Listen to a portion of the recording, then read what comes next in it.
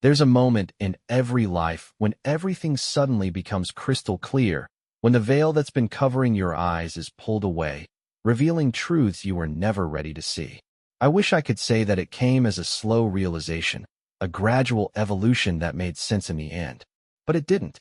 It hit me like a storm, all at once, and in that instant, I knew everything had changed. I had always prided myself on being a man who controlled his own destiny.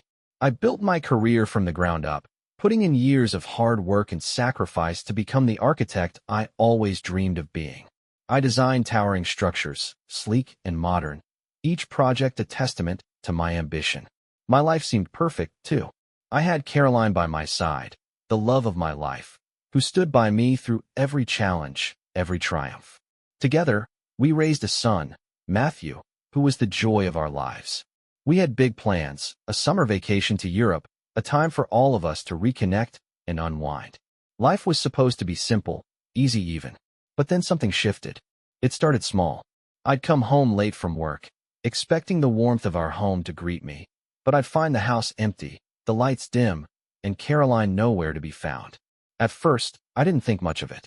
She was busy, probably working late or meeting a friend. But then it happened again and again. She began spending more and more time away from home. When she was around, she seemed distant, like she wasn't really there. And then there were the phones. I don't know why I started looking. Maybe it was just a gut feeling, something telling me to check. Caroline's phone would beep, and she'd quickly grab it, swiping the screen so I couldn't see. At first, I dismissed it as nothing. She had her own life, her own space. But when the behavior became more frequent, I couldn't shake the feeling that something wasn't right. One evening, I came home earlier than usual, walking through the door expecting to find her in the kitchen or on the couch. But this time, I saw something I didn't expect. Caroline's phone, left carelessly on the kitchen counter. I shouldn't have, but I picked it up. The screen was locked, of course, but something about the way she had left it there felt off, like she had forgotten it in her haste. My heart raced as I unlocked it. The moment I did, I found what I had been afraid of. Messages. Dozens of them, exchanged between Caroline and Oscar, her colleague at work. The words were unmistakable. They weren't just work-related. There were inside jokes, flirtatious comments, and confessions of longing. It didn't take much to put the pieces together. Caroline was having an affair, and Oscar was the man she had chosen. My world crashed in that moment, but I still wasn't ready to face it. Denial lingered, like a shadow I couldn't escape. I needed answers. I needed to hear it from her, to confront the woman I thought I knew. I decided to meet her that night, away from the house, somewhere neutral. I couldn't do this in our home. Not with Matthew sleeping just down the hall. I didn't want to give her a chance to deny it. There would be no questions, no pleading, just the truth. I was ready for it. At least, I thought I was. The restaurant was quiet when she arrived, her face pale, as though she knew something was coming. I didn't wait for her to speak. I didn't need to. I simply looked her in the eyes and said the words I never thought I'd have to say. I know about Oscar. The silence that followed was suffocating. Caroline sat there, stunned for a moment, her eyes darting nervously as though she were trying to come up with a lie that would save her. Her hands were trembling, and I could see the flush creeping up her neck. For a long stretch of time, neither of us said anything. I just watched her, waiting for her to deny it, to say something. Anything that might offer an explanation, a justification for what she had done. But she didn't. Instead, she slowly exhaled, as if the weight of my words had crushed the last bit of pretense she was clinging to. Finally, her lips parted, and she spoke, her voice barely above a whisper. I didn't want to hurt you, Jonathan. She paused, looking away, as if she couldn't bear to see the hurt in my eyes. I couldn't blame her for that. I never planned for this to happen. It just did. Her eyes welled with tears, and for a brief moment, I thought she might be genuinely sorry. But then she continued, and everything changed. I've been going through something, a crisis, I guess. I felt lost, like I wasn't who I used to be. Oscar was there for me when I needed someone. I didn't know who else to turn to. I was scared to talk to you about it, scared that you wouldn't understand. I couldn't believe what I was hearing. The words she was saying weren't just about a physical betrayal, but an emotional one too.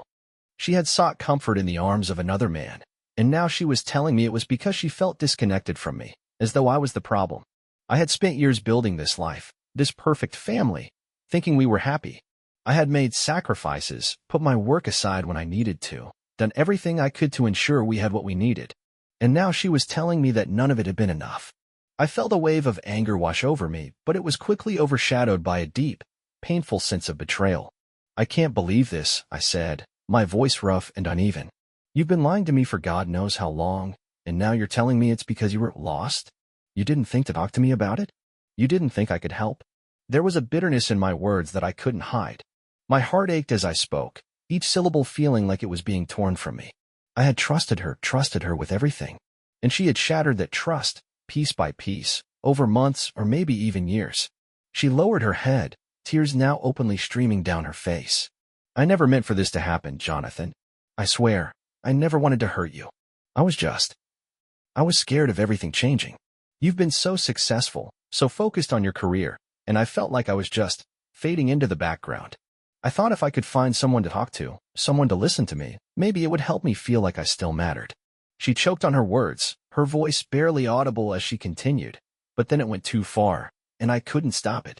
I wanted to scream at her, to demand why she hadn't come to me when she first felt this way, why she hadn't told me about her fears and doubts. We were supposed to be partners, weren't we?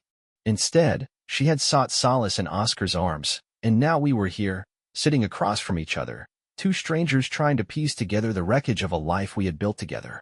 But I didn't yell. I didn't throw my glass of water at her or storm out of the restaurant like I wanted to. I just sat there, numb, trying to make sense of everything. When she finally met my gaze again, there was a new kind of desperation in her eyes. Please, Jonathan, don't leave me. I want to fix this.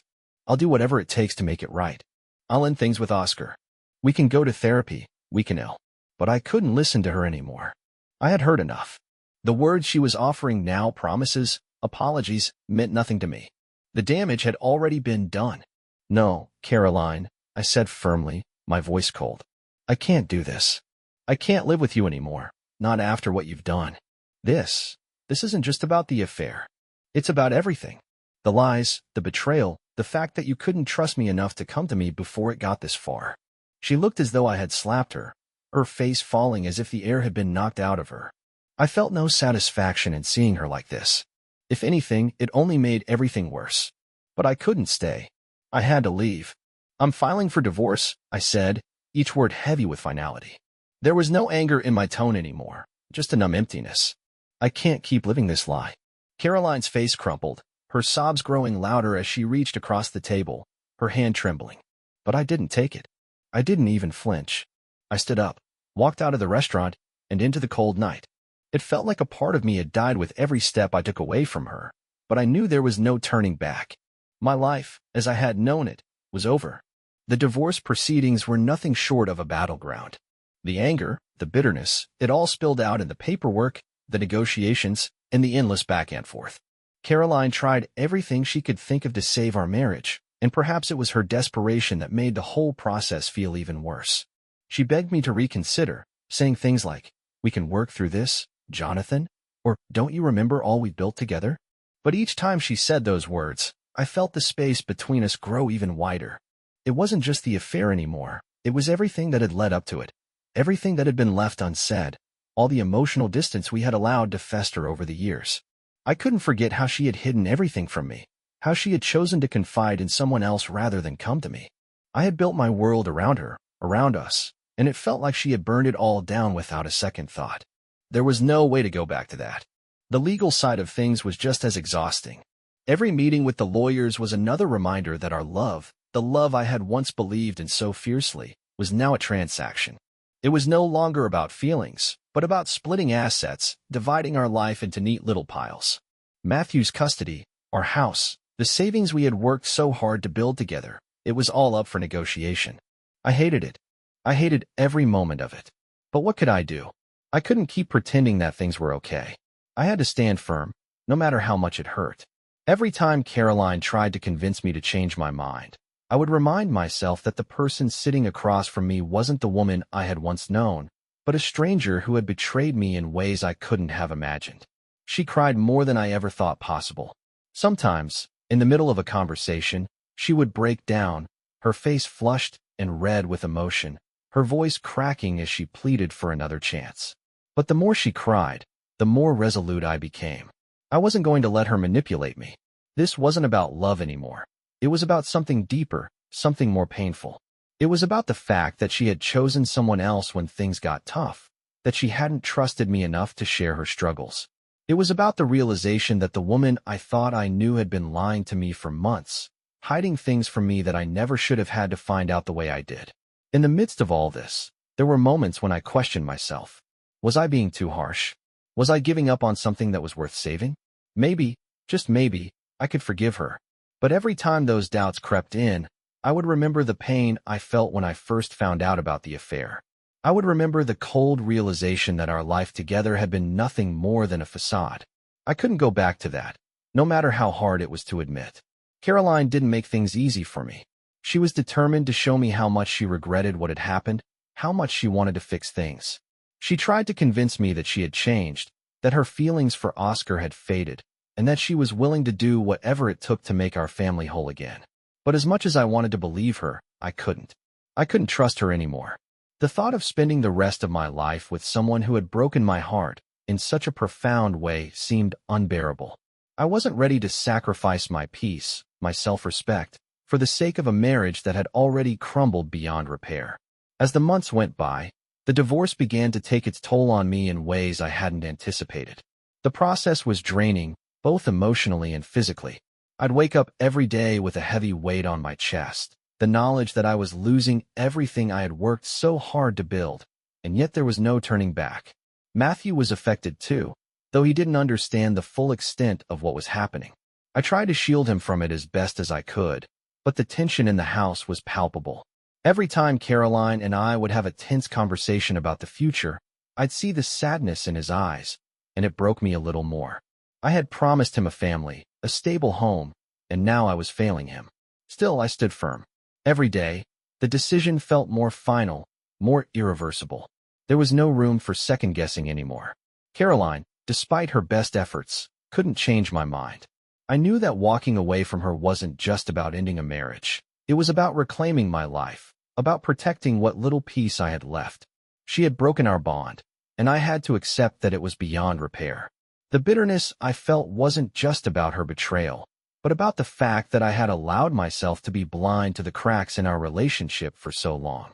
I had let my ambition and my career take center stage while she silently withered away, unable to ask for the support she needed. Now it was too late to fix it, and I had to move on. In the end, I filed the paperwork. The divorce was finalized, and even though part of me still held on to the hope of something better, something that could come out of all this pain, I knew deep down that I had made the right choice. It wasn't about being right or wrong. It was about finding a way to move forward. And for me, that meant leaving Caroline behind, no matter how difficult it was. Months passed after the divorce, and I thought I was finally starting to regain some semblance of control over my life. The ache of losing Caroline, of seeing my family crumble, was still there, gnawing at the edges of my existence, but I was beginning to adjust to the new reality. I focused on my work, poured myself into my projects, and tried to rebuild a sense of normalcy for Matthew, who seemed to be adjusting in his own way. We made new routines, established new patterns of life, and I hoped that maybe, just maybe, this would be the new beginning I needed. But life has a way of throwing unexpected curveballs, and I wasn't prepared for the call I received one morning, a call that would shatter whatever fragile piece I had managed to carve out for myself. It was the hospital. Caroline had been in a serious car accident, and she was in a coma. The words hit me like a punch to the stomach. I had no idea how to process it. I hadn't spoken to Caroline in months. There had been no contact between us beyond the legal exchanges related to the divorce. She had betrayed me, broken my heart, and yet now I was faced with the reality of her being in a coma. I didn't know what to feel. Part of me felt nothing but cold detachment. I had moved on. I had closed that chapter of my life and walked away. But then there was another part of me, the part that still remembered the woman I had loved, the woman who had once been my everything. It was that part of me, the one that couldn't ignore the years of history between us, that drove me to the hospital. I wasn't sure what I was hoping for, what I thought I would find there. Maybe I was looking for closure, or maybe I was just trying to make sense of everything. But as I stood in the sterile hospital room, staring at her unconscious form, I realized I was doing neither. There was no closure here, not in the way I expected. Seeing her lying there, hooked up to machines, unable to speak, only served to remind me of how fragile everything we had built really was. I sat by her side, the quiet beep of the machines filling the air, and waited. I didn't know for how long, but eventually the doctor came in to give me an update on her condition. She wasn't out of danger yet, but there was hope. She might pull through. The words felt hollow, distant, as though they were meant for someone else. Caroline wasn't the woman I had once known. She was someone else now, someone I couldn't even recognize. And yet, as I looked at her, I couldn't ignore the pang of guilt that shot through me. What kind of man was I, standing here, feeling nothing but a sense of resignation and sorrow for her fate? But then, as the doctor began to explain the next steps, he said something that stopped me cold. "There's something else," he said, as though it were an afterthought. "We've done some tests. Caroline's pregnant. She's early, but the baby is stable. We're monitoring her closely, but the pregnancy seems to be progressing normally." The words echoed in my mind, over and over again. Caroline was pregnant. With Oscar's child. I didn't know how to react. My heart sank, and my breath caught in my throat. The child she had conceived with the man who had destroyed our family, who had shattered everything I held dear, was now alive inside her. I thought I had lost everything. I thought I had seen the worst of what this divorce had to offer, but this felt like a cruel twist of fate. The child, Oscar's child, was a living, breathing reminder of everything I had lost. A child who would carry the legacy of the man who had taken my wife, my family, my future, and now, it seemed, would be a part of my life forever. I stayed at the hospital longer than I had planned, wrestling with the shock of the news. There was a part of me that wanted to hate the baby, to see it as a symbol of all the pain and betrayal that had torn my world apart. But I couldn't. There was something inside me, some flicker of understanding, that told me the child wasn't to blame. This wasn't the baby's fault. It was just an innocent life, caught up in a situation it never chose. The truth of it all was that I had already lost Caroline, lost my family, lost the future I had imagined for myself. And now, here was this child, this innocent, fragile being caught in the wake of the wreckage. As I sat in the hospital room, my mind racing with all the implications of what this meant for my life, I realized something. I had to make a decision. A real decision. I had spent months trying to distance myself from the past, from the pain that Caroline had caused me, and now, here I was, confronted with something that forced me to confront it head-on. What kind of man would I be if I turned my back on this child? What kind of father would I be if I let the bitterness and anger dictate my actions? When I left the hospital that day, I didn't have all the answers. I didn't know what the future would hold or how I would deal with the knowledge that Caroline had betrayed me in the most unimaginable way possible. But I knew one thing for sure. I couldn't abandon this child. It wasn't fair to the baby. And maybe, just maybe, it was the right thing to do. I was the one who was still standing. I was the one who still had the ability to make a choice, to create a future, not just for myself, but for the child. I couldn't change the past, and I couldn't undo what had been done, but I could still shape the future. And that's exactly what I intended to do. The decision to stay involved with Caroline's child wasn't something I took lightly. It wasn't an easy choice. In fact, it felt like the weight of the world was resting on my shoulders. But as I walked away from that hospital room, something inside me clicked. I had spent months, no, years, focused on my own pain, my own anger, my own heartbreak. I had let those emotions dictate my every move, and in doing so, I had almost forgotten what it meant to care for something other than myself. The baby wasn't the one who had betrayed me. It wasn't the one who had caused the devastation. It was simply the result of all the mistakes that had been made, and despite everything, it deserved a chance. I could be a father to this child. I could give it something more than what I had received, more than the broken promises and shattered dreams that had consumed my life. The first few weeks after the accident were strange, almost surreal. Caroline remained unconscious, and the hospital updates were a steady stream of hopeful yet guarded words. Oscar, true to his nature, barely showed up. It was obvious that he wasn't ready for fatherhood, wasn't willing to take responsibility for the child that would forever tie him to Caroline. I knew, from the way he distanced himself, that he wasn't going to be the father that child needed. And that's when I made up my mind I would take responsibility. I didn't have to do this, and I didn't owe anyone anything. But somehow, it felt right. It felt like a way for me to finally rise above the bitterness and find something good in all the tragedy. The legal steps took time, but as soon as Caroline regained consciousness and I was able to speak to her, I made it clear. I wasn't asking for anything from her. I wasn't asking for her forgiveness or her approval. I just knew that I could give this child something. I could provide it with a life, a future, a sense of stability and love that it wouldn't otherwise have. I hadn't been a perfect husband, and I sure as hell hadn't been a perfect man, but I could be a good father. I had to believe that. And the idea of raising this child, this symbol of everything I had lost, but also, strangely, everything I could still salvage, became a lifeline for me. It gave me something to focus on beyond the wreckage of my past. It wasn't easy. The legal battles were messy, especially with Oscar trying to avoid any sort of responsibility. He didn't want to be tied to Caroline or the child, and after weeks of deliberation, he relinquished his parental rights. That left me in a position where I had to step up, had to make decisions that would affect the rest of my life. But I was ready. It wasn't just about the child anymore. It was about me, too. It was about reclaiming my own sense of purpose, about finding something positive, something real, in the midst of all the chaos. Lucy entered the picture at a time when I was still reeling from all the loss and betrayal. She was an old childhood friend, someone I hadn't seen in years but had always kept in touch with from time to time. We'd grown up together, and though we had both gone our separate ways, she had never judged me, never looked at me with pity. She knew about Caroline's affair and the divorce, but she didn't offer unsolicited advice or try to pull me in different directions. Instead, she listened.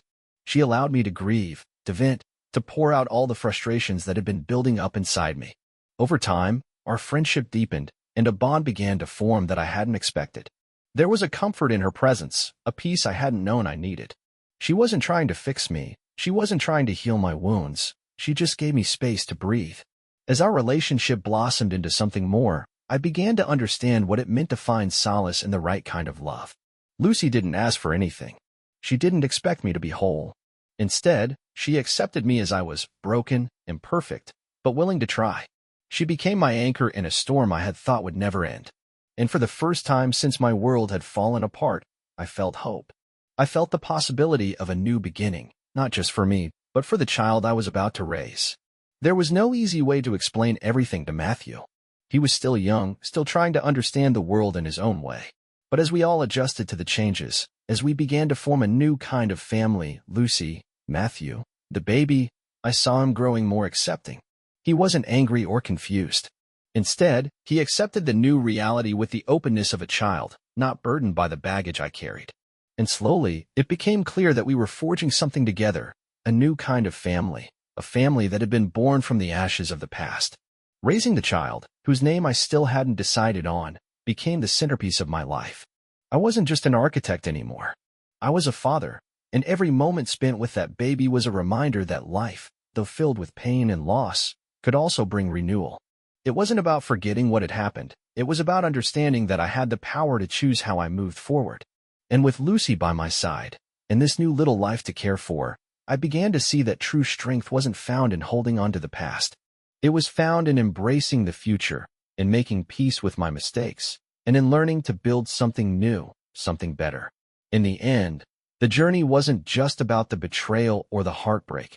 It was about discovering what truly mattered: love, family, and the willingness to start again. With Lucy, with the child, and with the new life we were building together, I finally found a sense of peace. And that was worth everything.